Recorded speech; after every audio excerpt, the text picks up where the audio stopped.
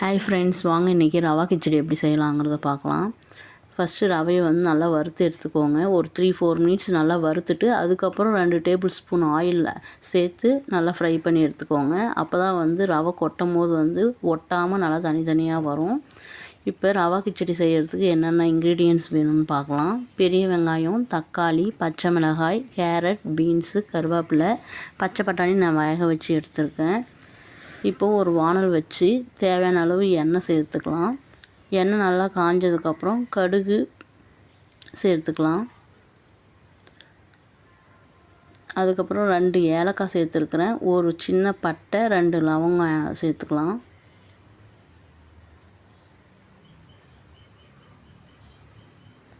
நல்லா கடுகு பொரிஞ்சு வந்ததுக்கப்புறம் நம்ம வந்து கருவேப்பிலை ஆட் பண்ணிக்கலாம். கொஞ்சோண்டு சீரகம், மிளகு, 2 மிளகு, ஒரு 5 சீரகம் மட்டும் ஆட் பண்ணியிருக்கேன், அது ஃப்ளேவருக்காக. இப்போ நான் வெங்காயம் சேர்த்துக்கோங்க. வெங்காயம் நல்லா ஃப்ரை ஆனதுக்கப்புறம் நாம் தக்காளி சேர்த்துக்கலாம். இஞ்சி பூண்டு பேஸ்ட்டு ஒரு 1/4 ஸ்பூன் மட்டும் சேர்த்துக்கோங்க. பச்சை மிளகாய், அப்புறம் தக்காளி சேர்த்துக்கோங்க. தக்காளி நல்லா ஃப்ரை ஆகிட்டு வந்ததுக்கப்புறம் வெஜிடபிள்ஸ் எல்லாம் நம்ம வந்து சேர்த்துக்கலாம். கட் பண்ணி வச்ச வெஜிடபிள் எல்லாமே சேர்த்துக்கலாம். இதில் கேரட்டை வந்து கட் பண்ணி போடுங்க. துருவி போட்டால் டேஸ்ட் வேறு மாதிரி இருக்கும். கட் பண்ணி போட்டால் தான் வந்து ரவா கிச்சடிக்கு நல்லாயிருக்கும்.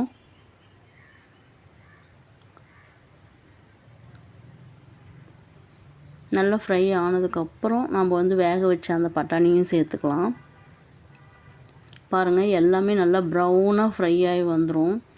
நான் வந்து 1 டம்ளர் ரவை எடுத்திருக்கேன். 1 டம்ளர் ரவைக்கு 3 டம்ளர் தண்ணி சேர்த்துக்கோங்க. கரெக்டாக இருக்கும் மெஷர்மெண்ட்டு. இந்த அளவுக்கு நல்லா ஃப்ரை ஆகிட்டு வந்ததுக்கப்புறம் நீங்கள் வந்து தண்ணி சேர்த்துக்கோங்க. தண்ணியை சேர்த்து நல்லா கொதிக்க வைங்க. இந்த ஸ்டேஜில் வந்து உப்பு காரம் கரெக்டாக இருக்கான்னு செக் பண்ணிக்கோங்க.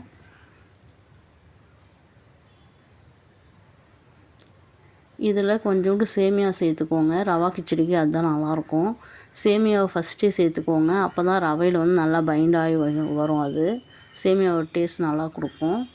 அதனால தான் நான் வந்து ஃபஸ்ட்லேயே வந்து சேமியா ஆட் பண்ணியிருக்கேன்.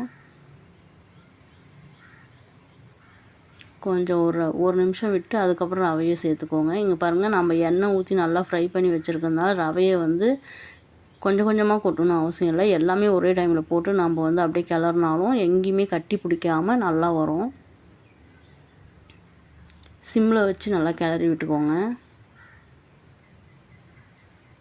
2 காஞ்ச மிளகாய் ஆட் பண்ணிக்கோங்க ஃப்ளேவருக்காக.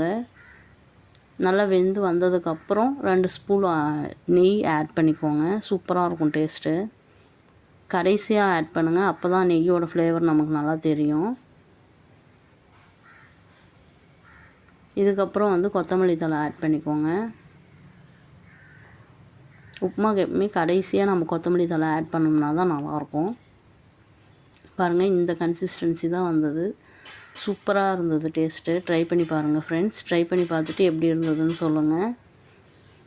ஒரு 2-3 மினிட்ஸ் அப்படியே மூடி வச்சுருங்க. மூடி வச்சுட்டு சர்வ் பண்ணுங்கள். சூப்பராக இருக்கும். இது சைட் டிஷ்ஷாக வந்து கடல தேங்காய் சட்னி அல்டிமேட்டாக இருக்கும். ட்ரை பண்ணி பாருங்கள் ஃப்ரெண்ட்ஸ். Thank you friends.